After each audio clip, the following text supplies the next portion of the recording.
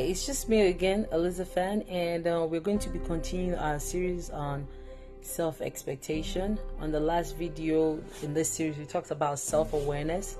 Self-awareness is simply knowing your innate passions, your gifts, your talents, your skills, and just discovering who you are. So on your journey to accomplishing greatness. Now, what we're setting goals, I'll say, is the next step. So after you've discovered your gifts, your passions, your desires, your those things that you want to accomplish in your life, then you have to set goals. You have to set goals. I'm going to be reading the definition of goals. While we're not talking about goals, but setting of goals, but I just feel it's important for us to understand what a goal is. So setting a goal is a lot easier to do. Now, I'm getting this definition off the internet. I just googled it, and I can use a dictionary. I do have dictionaries. However, I just want to use tools that are readily available to us, so it's not like I'm checking some fantastic something that no one has access to. I just googled goals. Just Google definition of goals. Now, it says goals is defined as, I'm reading from my phone, goals is defined as an object of a person's ambition or effort, an aim or a desired result. Like I said, we're not talking about goals, but we're talking about setting goals. Now, goals is talking about getting a desired result. So how do you get a desired result? Goal setting is about planning, nothing but planning. If you're managing, if you're talking about project management, after you initiate whatever project it is, you go into planning. Setting goals is nothing but planning. It's about having your big picture and knowing how it is you're going to accomplish this. And it's usually easier to accomplish something big when you break it into small and manageable sizes. It's the phrase or the sentence that says, he who fails to plan plans to fail. I'm not saying anything new. This is something that everybody talks about. Goal setting is nothing but planning. It's looking at what that dream is, what it is that you hope to accomplish, then putting timelines, milestones, and schedules and plans towards it. I know, plans will. Now, in self-expectation, goal setting is very important. It is the roadmap, is the blueprint of the things you want to achieve. There, like I said, it is also important for you to have timelines associated with these bite-sized dreams or bite-sized plans.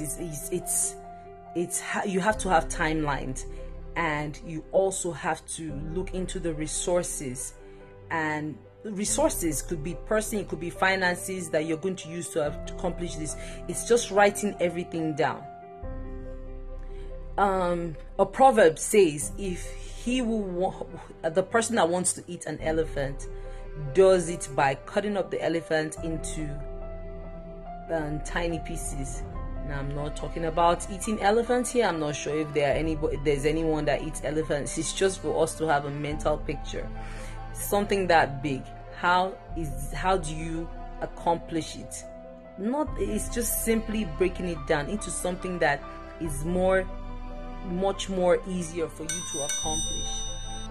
You see, one thing I realized, a lot of dreams and visions never come to pass because people never plan. They don't have goals. They just have that, hey, I would like to do this, I would like to be this, but they never put a plan in place. They never put a plan in place. For you to be able to accomplish what you need to do, you need to put a plan in place. Now, plan is nothing but just planning. It's looking for the tools you're going to use to accomplish what you want to do. Is setting time. Now, at the same time, when you're planning or setting goals, you have to make sure it's a realistic expectation. I can't just wake up Sunday this week and say by next Monday I'm going to build a brand new house from the scratch. because it's just that you have to for you to build a house, you need to get your construction crew together, you need to buy building materials. Just the foundation alone takes a long time.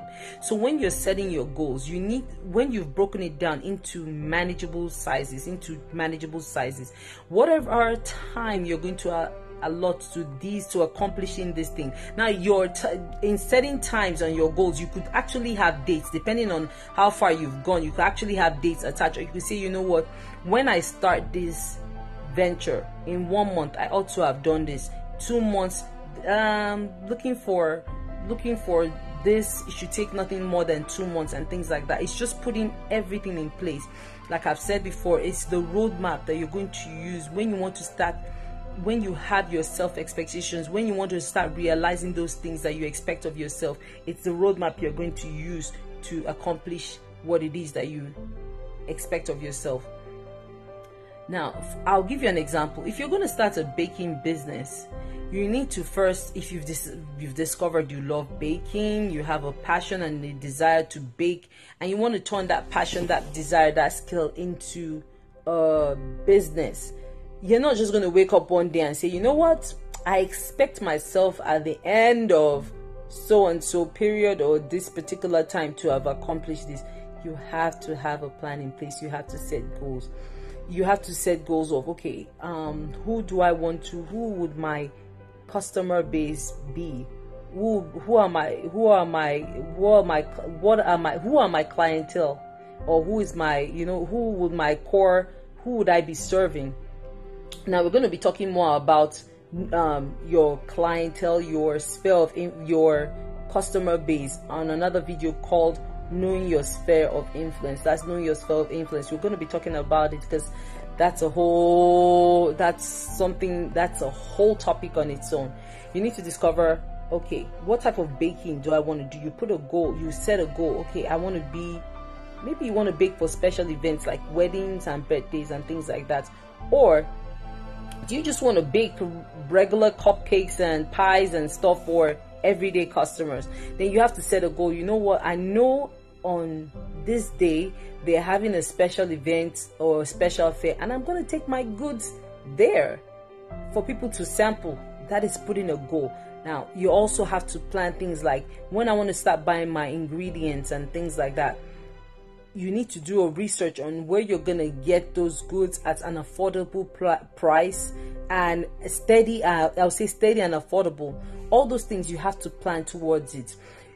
Like I said, the reason you put a plan is when you start, you do not want to get stuck because you did not think about how you're going to accomplish a particular mission. There's it says write the vision, make it plain. Now writing the vision is nothing but like discovering what it is you like to do. Making it plain is about setting goals. It's about planning. Why? So when you start, you will not faint, you will not get tired along the way because you already have a plan in place. You already set goals.